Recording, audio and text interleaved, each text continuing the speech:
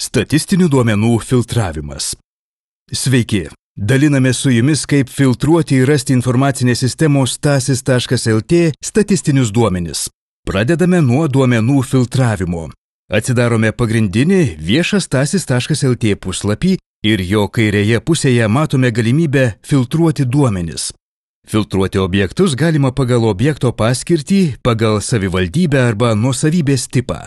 Pavyzdžiui, jeigu norite surasti, kiek yra savivaldybės įstaigų Birštone, pasirinkus filtravimą pagal savivaldybę matysite objektų skaičių. Svarbu atkreipti dėmesį, kad prieinamumo vertinimo rezultatas yra pateikiamas šviesoforo principu. Žalia spalva reiškia atitinka, geltona dalinai atitinka, raudona neatitinka minimalių prieinamumo reikalavimų. Jeigu užvesite pelytę ant geltonos spalvos apskritimo dalies, matysite, kiek yra dalinai prieinamų statinių asmenims su negale. Taip pat galite filtruoti objektus pagal žodinę paiešką įvedus pavadinimą. Jei matysite žemėlapyje pažymėtą pilkos spalvos tašką, tai reiškia, kad objektas dar nėra įvertintas arba jo prieinamumas šiuo metu vertinamas. Yra dar viena galimybė matyti prieinamumo rezultatus filtruojant stasis.lt duomenis. Atsidarę pagrindinį puslapį, viršuje, kairėje pusėje rasite simbolį, kuriame pavaizduota stulpelinė diagrama. Paspaudę diagramos simbolį, matysite visų stasis.lt įvestų objektų Lietuvoje prieinamumo statistinius duomenis. Duomenys per integracinės sąsajas yra nuolat atnaujinami, todėl atsivertę puslapį matysite objektų prieinamumo statistinius duomenis realiu laiku. Duomenys atvaizduoti skritulinėse diagramose pagal 4 negalios tipus: judėjimo, regos, klausos ir pažintinių funkcijų sutrikimus arba psichosocialinę negalią. Ekrano apačioje didysis skritulys parodo bendrus prieinamumo skaičius ir bendrų rezultatų paskirstimą procentais. Užvedus pelytę ant apskritimo procentinės dalies, galėsite pamatyti tos dalies objektų skaičiaus išraišką. Jei yra poreikis filtruoti objektų duomenis smulkiau, pavyzdžiui, jei norėsite pamatyti kultūros paskirties pastatų prieinamumą Lietuvoje, pasirinkę kultūros paskirties pastatai, sistema išfiltruos tik tos paskirties pastatų prieinamumą. Statistikos skyriuje taip pat galima filtruoti objektus pagal konkrečią savivaldybę ir nuosavybės tipą. Prieinamumo rezultatų interpretavimas. Taip pat daliname su jumis stasis.lt statinių prieinamumo rezultatų interpretavimu.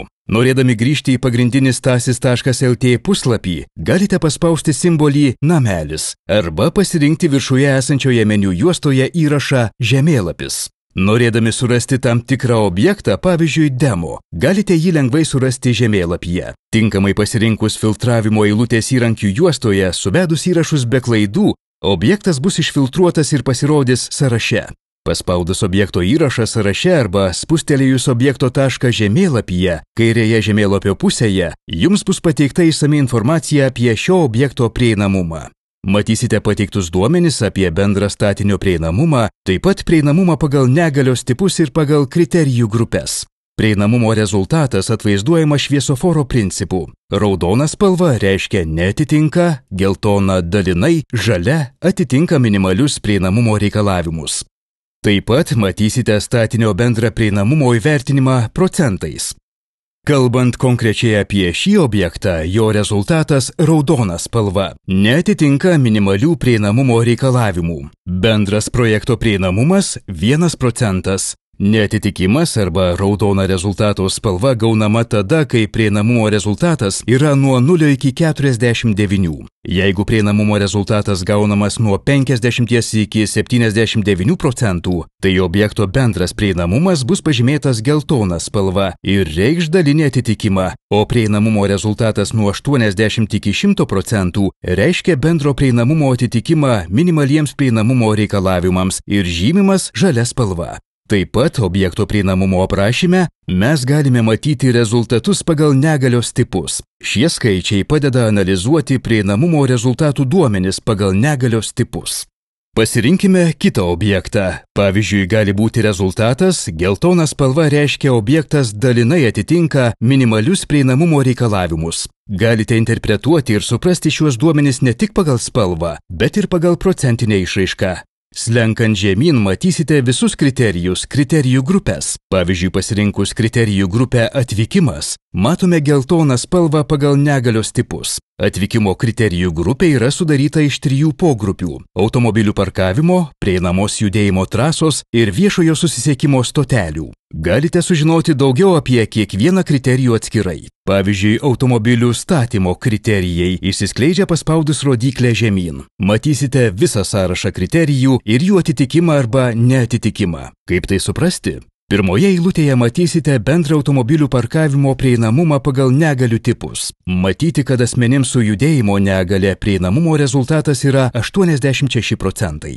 Norint sužinoti detaliau, judame žemyn ir matysime visas sąlygas, pagal kurias prieinamumas atitinka arba neatitinka. Pavyzdžiui, žmogus su judėjimo negale nori patekti į pastatą ir jis nori sužinoti, kaip jam pasiruošti apsilankymui. Jis juda vežimėliu ir šiuo atveju jam svarbu, kad nebūtų per didelis atstumas nuo automobilio statymo vietos iki pagrindinio įėjimo. Ir jis mato, kad ties pirmų klausimų yra žalia spalva ir žodis atitinka. Tai reiškia, kad atstumas yra mažesnis negu 60 metrų. Pasirinkus kitą klausimą, matomas pilkos spalvos rezultatas su brūkšnio ženklu. Tai reiškia, kad šiuo atveju klausimas apie atstumą yra neaktualus, nes automobilio statymo vieta atitinka sąlygą nedidesniu kaip 60 metrų atstumu.